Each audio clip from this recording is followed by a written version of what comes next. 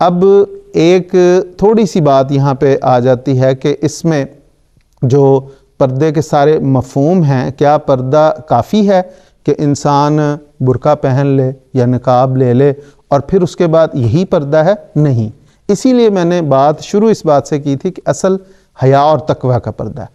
اس بارے میں حضرت خلیفۃ المسیح خامس سیدہ اللہ تعالیٰ بن عزیز کا بہت خوبصورت ایک اقتباس ہے، میں یہاں پہ پڑھنا چاہتا ہوں، اور اس میں اتنی خوبصورت اس کی حکمت بیان کی گئی ہے. حضور فرماتے ہیں کہ نفس کو پھسلنے سے بچانے کے لیے پردہ کرو، تو اس میں صرف برقع یا حجاب کام نہیں آئے گا.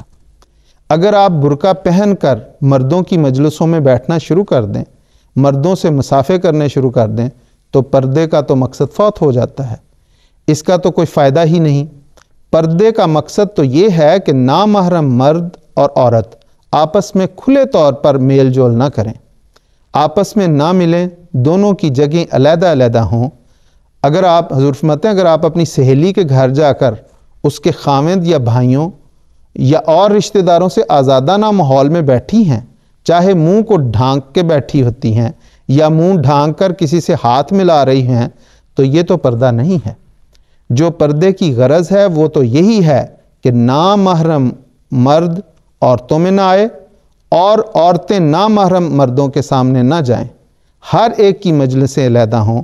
بلکہ قرآن کریم میں تو یہ بھی حکم ہے کہ بعض ایسی عورتوں سے جو بازاری قسم کی ہوں یا خیالات کو گندہ کرنے والی ہوں، ان سے بھی پردہ کرو، ان سے بھی بچنے کا حکم ہے. اس لیے احتیاطیں کریں اور ایسی مجلسوں سے بچیں. اب اس میں سارے سوال کی تفصیل آ گئی کہ اس کا روح کیا ہے. اس صرف برقع پہن لینا، اپنے آپ کو ڈھانپ لینا کافی نہیں ہے، بلکہ اصل غرض وہ تقوی اور وہ حیا ہے جو پردے کی روح ہے.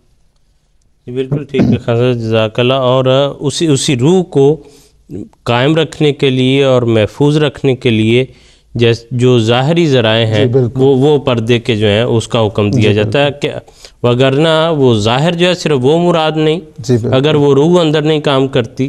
اور اگر یہ انسان کہے کہ میری روح بڑی جو ہے وہ تقویٰ کی میرے اندر آ گئی ہے، اس لیے مجھے ظاہر کی ضرورت نہیں، تو وہ بھی درست نہیں، کیونکہ وہ بھی شریعت کا واضح حکم ہے اور اس کی بھی اسی طرح سے پابندی کرنی. دونوں لازم و ملزوم ہیں آپس میں، دونوں کا آپس میں گہرا تعلق. جی بالکل بالکل.